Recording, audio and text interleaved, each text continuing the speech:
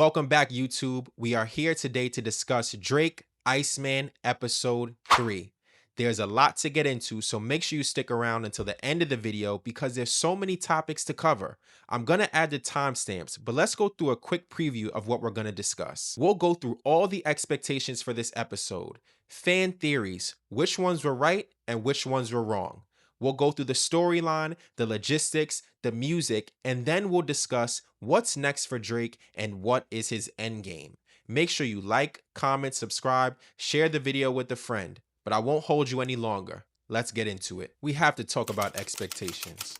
Once this episode was announced, fan theories ran wild. There were a lot of promises made, and I don't blame anyone who made them because they may have received information from what they thought was a reliable source, but sometimes plans change and sometimes information isn't facts. So what happened was everyone was so excited that this red button was going to be pushed. People thought there was going to be some grand reveal. People thought that we were going to get the greatest song of all time. And when you walk into something with expectations that are that high, you're creating a lot of room for you to fall short. So even when he delivered a good product, it didn't live up to the hype that others created. And this isn't one creator, this isn't one person, this was a collective on the internet. So I think what I said many times before this episode even released was to slow down and go into this with an even keeled temperament. Slow your roll, because when you do that, you create unrealistic expectations that the artist did not even create for themselves. Another thing we have to clear up is if you're expecting a diss towards Kendrick Lamar during these rollouts where Drake is saying his name, just stop watching. It's not going to happen. Drake has nothing to gain by engaging in a direct conflict with Kendrick Lamar right now. Kendrick Lamar has nothing to gain from engaging in a direct conflict with Drake right now. He already had Not Like Us. Drake has already said on record that he had nothing to really gain from the battle. So why do it again? You're also not going to get some major reveal about maybe the accusations about domestic violence or the accusations about the paternity of a child. That's not going to happen. And it's not going to happen on a YouTube live stream at that. It would ruin the stream. It would potentially risk the video being taken down, and it's just not a smart business move. Drake is in an ongoing legal battle with UMG that is worth hundreds of millions, if not $1 billion. So why would he mess that up by putting something like that in his stream? You have to go into this with realistic expectations. So if you think that's going to happen, I can tell you it's not. Now that we got the expectations out the way, let's talk about what theories were actually right. Now, I'm a humble guy, but when I'm right, I'm right. And I don't believe that there's anyone who has been more accurate on these Iceman episodes than myself. And I always have to shout out to the creators who I see on X, on Instagram, Reddit, wherever, because you guys play a part in me learning and we all learn from each other. So I have to shout out the original person who I saw come up with this theory, who is Faison1010. So once I saw him do it, I dug a little bit deeper and it helped me develop what I saw. So let's go through the theories right now. Red, blue, and green, 100% correct. Let's look. This plot twist account, something stuck out from the rest, and it was 3 colors: blue, green, and red. When it came down to picking the right date for the episode, another reason why I think it could be the 4th is this. Let's take a look here. Now, tinfoil hat is on, so please don't judge too much. And I don't want to read into this too much because this picture went pretty viral years ago, but he's using it for a reason. So if we look at the number 9 here, and then if we go to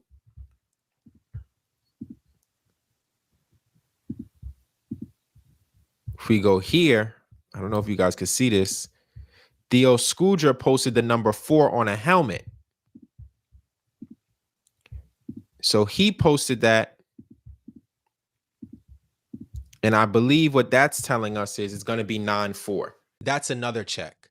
Even down to the location, even down to the type of music that we got in the episode. If you're on my YouTube live, if you're on any of my videos, I have been giving you this information for almost 2 months. There is no creator on YouTube who has been more accurate and more on point than I have. And now let's talk about the album Rollout itself. Let's just look at it in its entirety. What is the purpose of a rollout? An album rollout is the marketing and promotional strategy an artist uses to generate hype and build anticipation for an album before its official release. So people who are critiquing this, you have to stop. The whole purpose of a rollout is to build anticipation for a project. What does that look like? 130,000 people on a YouTube live stream. That's not counting who was watching on Kai Cenats. That's not counting who was watching on Academics. That's not counting who was watching on What's the Dirt. That's not counting on who was illegally watching it. Over 136,000 people that we just saw on Drake's YouTube were watching this. That is called anticipation. When over 1.2 million people have watched the episode in less than 24 hours, that's what's called anticipation. So this is a flawless rollout. You can nitpick whatever you want, but when it comes down to just the definition of promotion and anticipation, it is flawless. This has been going on for over 2 months, yet people are still showing up. Whether you're showing up to appreciate it, whether you're showing up to hate it, the fact is that you watched, and that is the goal. And I have to kill some of these silly narratives. People are saying, why is Drake testing music? He's lost his confidence. What else would a smart businessman do? If you have the ability to live stream music that's not finished and get real-time feedback from your fans and from people who aren't your fans, who are just the general public, why would you not do it? Because you can take the real-time data from the comments on YouTube, from X, from Instagram, from Twitch, wherever people were watching this, and say, okay, they like this song, let's push this out. They don't like this, let's not work on it. That is what a smart artist, that is what a smart person, that is what a smart businessman would do. That's the right thing. Because Kanye West did the exact same with Donda. He went on this stadium tour, he played the music live, and you could see him taking notes while people were reacting to the music so he could improve the product. You could see him telling producers, take this out, add this, talking to Mike Dean because he wanted to give people what they liked. He wanted to give people the best product, and you can't get the best product if you don't take feedback from your customers. And we must show respect for the art form. Whether you like Drake, whether you hate Drake, whether you're in the middle, you must respect what he's doing because what he's giving the people is one of one. Let's look at what it took to pull off that stream last night. 19 cameras, 12 different locations, 100 guests, and talent. And it was all live with no rehearsals in a completely different country while being on tour. How many people in the history of rap music could do that? How many people in the history of music in general would be able to pull something like this off to the level that Drake and his team did? You must respect it. As a fan of hip hop, look at where he's pushing the boundaries. As a fan of music, look at where he's pushing the boundaries. You must show respect for the art. If this were someone else, let's say Kanye, for example, people would say this is why Kanye is a genius because he was able to do XYZ. If this was Jay-Z, they would say Jay-Z is the businessman. Look at what he's pulling off. If this were Kendrick Lamar, people would be examining the license plates of every single car that drove by to spell out a word or to become a puzzle and say this is why Kendrick is the best and the most in-depth rapper. It's okay to say Drake is doing something well. It won't hurt you to just acknowledge that it's great. Whether you're a fan of him or not, if you're a fan of the genre, look at what he's showing the world that hip hop artists and that rap artists are capable of. And this is what's keeping the genre in the forefront of the entire world, not just America, Italy, France, London, South Africa, you name the place. People are watching. Now let's get into the storyline. This is the breakdown that everyone has been waiting for. Let's deliver. So during episode 2, Drake received a bag from Central C. This is a bag that he carried throughout the entire episode 2. And we saw Pinocchio following him at the end. He gets on the elevator, he walks out, the episode ends. And now as we start episode 3, we see Drake still has the bag. This bag could have many reasons that we'll get into a little bit later, but know that this is something that's carrying over. If you also remember, Drake brought out Central C during his performances in London. Central C had the bag and he gave it to Drake on stage as well. So this is important and it means something. These things are not an accident. Drake is having a conversation with Yeet where Yeet basically tells him if things go left, we still have that other plan in place. This doesn't mean much to me. I think this is just general storyline and plot filling. But Drake walks out of this restaurant and into the car. And this is where I think we hear the most important song of the night. and I want to get into the lyrics. Drake begins rapping on this ominous, eerie beat, and this is the Drake rapping that I was waiting for, and it just sucks that the verse is so short, but because it's so short, it makes the words that much more impactful. Let's get into the lyrics that I think tell the story of what's going on. I used to put chains on all of the necks of my broskies, my OGs, yeah, and now that I remember, I took the chains and I broke free. I wonder how long I'll be at the top if they don't kill me. I wonder how long it'll take them to count out 2,000 million. Now, I want to start with the line about the chains, and I think this represents the relationships that Drake used to have. He used to put the chains on the necks of his bros and his OGs and all of the people who he thought were with him, but he took those chains back and he broke free, meaning that he's not in those same relationships that he used to have, because in the past year, I think it was revealed to him who his real friends were, and if he listened to himself on some of his previous albums, he would understand there are no friends in the industry, and I think that's what he's portraying here. He could also be doing a double entendre or alluding to the relationship with the label. The label could be tying him down or keeping him chained up and restricted. And now the goal in the lawsuit and with this rollout is to eventually break free from the system that he's within. If you buy into this theory that Drake is talking about the label, the next line becomes even more important. He says, I wonder how long it will take them to count out 2,000 million, which is equivalent to $2 billion. Why that number? It doesn't fit in the rhyme scheme that well. It actually takes you a second to say it and gives you a little pause. So is the number he's alluding to what he thinks he's worth? Is it alluding to what he's made the company over the years? He didn't just come up with this number by accident. And I believe that one of the things we're going to see in this lawsuit is him potentially auditing the label and seeing, one, maybe what they owe him, two, what he's generated, or three, what his actual value is. We know that he was offered $500 million and didn't take it, which should tell you he knows he's worth more. If the label gave him a $400 million deal years ago, what do you think he's worth now that his catalog has matured, now that he's put out more new music? He has to be worth more, and you're always worth more than what they're willing to pay. Is it $2 billion? I don't know, but could that be the number that he's saying he's worth? Is that the Supermax deal? And now we get to a dinner scene. Now, if you thought there was one Pinocchio like myself, you've been fooled. There are 4 Pinocchios that arrive at a table. Now, this looks like a meeting of some sort. And why 4 Pinocchios? The number 4 or the number of them must represent something. It could represent 4 actors in what is portrayed in the past year. Kendrick Lamar, the label, maybe the CEO Lucian, and also the 4th Pinocchio may represent the public and consumers like you and I, because many people bought into the lie that Drake has been describing over the past year. Now, one of these Pinocchios gets up and he writes the word legacy in red. Now, why red? It could mean pain, it could mean bleeding, it could mean damage. This is what they're meeting about. How can they damage Drake's legacy? And is this what Drake has been holding on to in that bag that Pinocchio has been chasing him, trying to get? Are they trying to take away legacy, hurt legacy, damage legacy? Is this what the meeting was about? Is this the meeting that Drake thinks that these people came to, trying to figure out how they could devalue him when Kendrick Lamar signed that contract? Is this what he's portraying? This is what I believe is going on, but you let me know what you think in the comments. Now, as they sit, they are each served 1 block of ice or 1 ice cube. And to me, as I watched this, it immediately stuck out that revenge is a dish best served cold. Now, they came together to talk about his legacy and how to hurt it, and now he's out to get their revenge, and he's serving it to them on a plate because this is what they asked for, the Iceman. Drake arrives at his next location where he's greeted by a woman who many say resembles Sophia Grange, who is Lucian Grange's daughter-in-law.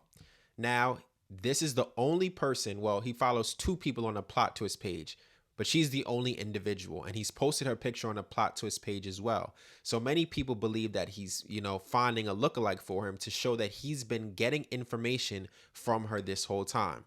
This is plausible. She has the same hairstyle. He greets her like they know each other. They embrace. He goes to the back and changes his clothes and heads back out. Next location. Drake sits down in a chair directly across from someone who's wearing a suit, who looks like a boss. It looks like they're about to have a face-to-face meeting.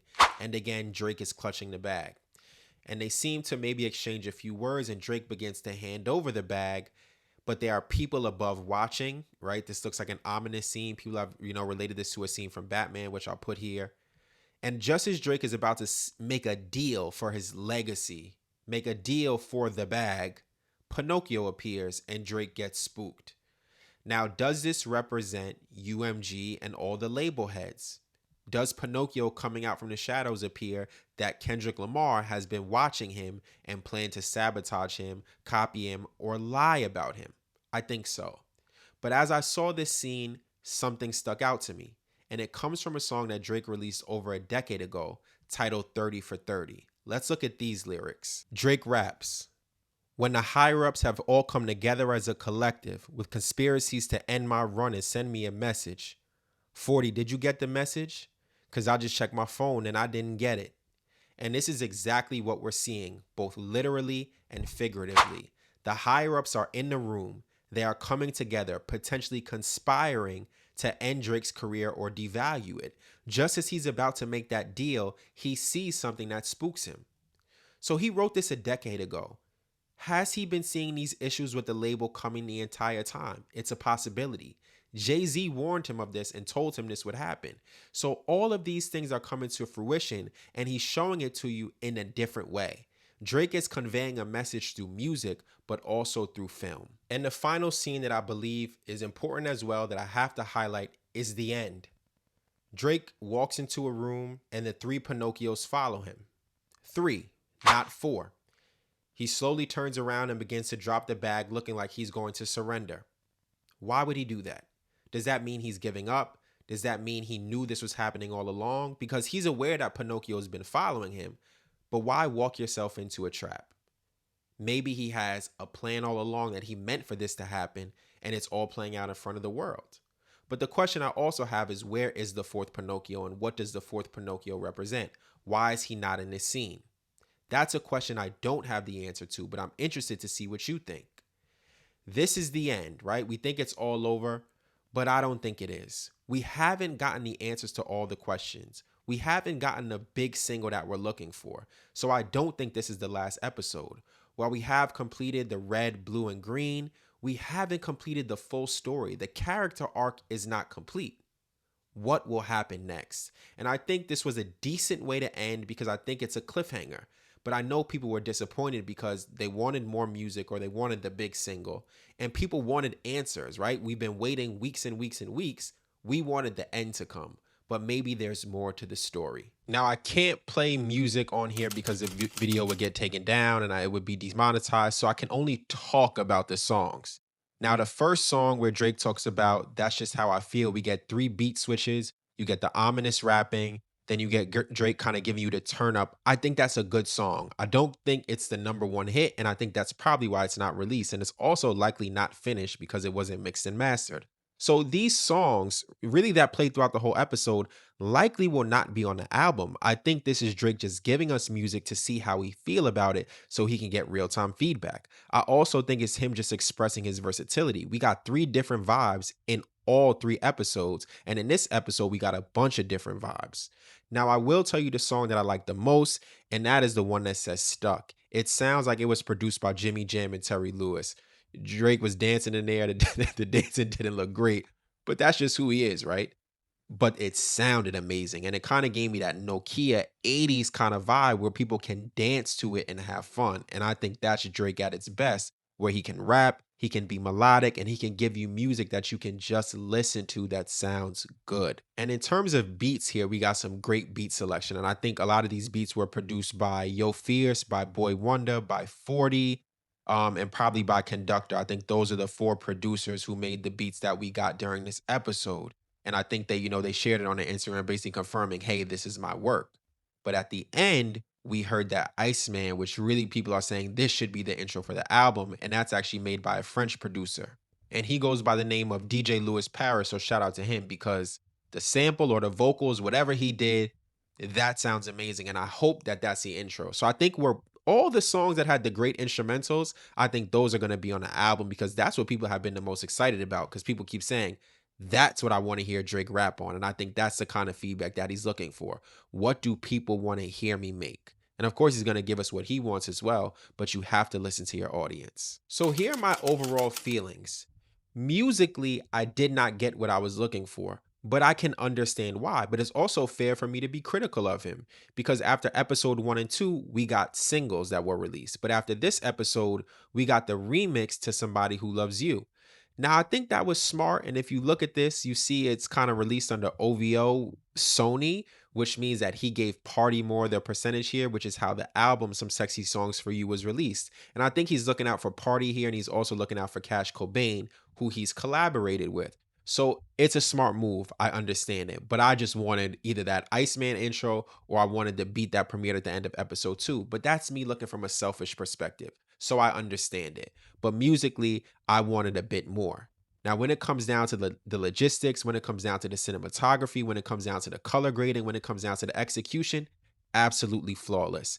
When it came down to the storytelling, absolutely flawless. In this episode, which was longer than the first two, there was a lot less dead time. We saw him moving from location to location. We had music playing. We had other people on screen interacting. So I think he's getting better at this as it goes on, which is what you want to see, constant improvement. I also looked up some of these locations to see how did he pull this off. Some of these locations are 7 minutes to 15 minutes apart. So if you're wondering why there's dead time, he has to get to the location and he's driving. He may have to change his clothes. He may have to talk to people while he's doing this, all while it's being live streamed. And this is why I said you have to give a big shout out to the logistics team, to the production team, to the management for scouting locations, for making sure that this went off like this. You have to respect it because it is not an easy task, especially when you're not in your own country. You're not in America. You're not in Toronto. There's a language barrier, but you still pulled it off. And here is my feedback for Drake on how to improve the product.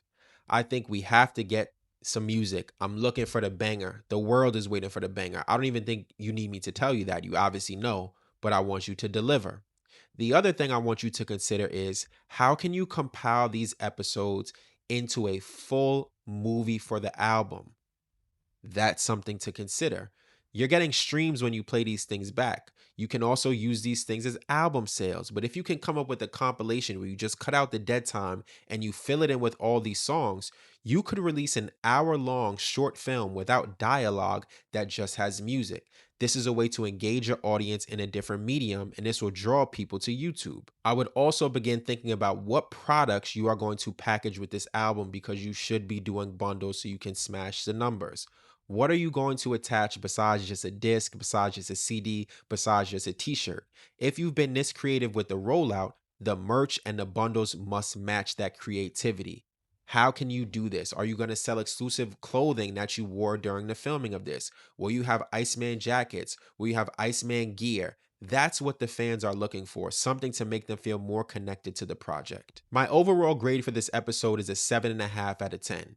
And it's only that low because I want the banger. I want the hit. The world wants the hit.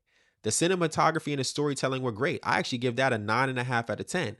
But the music, I know you're testing it and it's unfinished, but I want the hits. When you can give us that music that hits at a 9.5 out of 10, you have perfected the episodes and you have perfected the rollout. And I think you're very close to it. So let me know what you think in the comments. What would you rate this episode out of 10? What recommendations do you have for Drake? What did I miss in my breakdown? What would you like me to expand on? Because I'm probably going to go live about this week and I would love to engage with you. So if you leave comments that you want me to answer, I can address them all. Again, like, comment, subscribe, share the channel because we're building something great and this has only gotten better week by week. The album's on the way. More episodes are on the way and I can't wait to experience it with you all.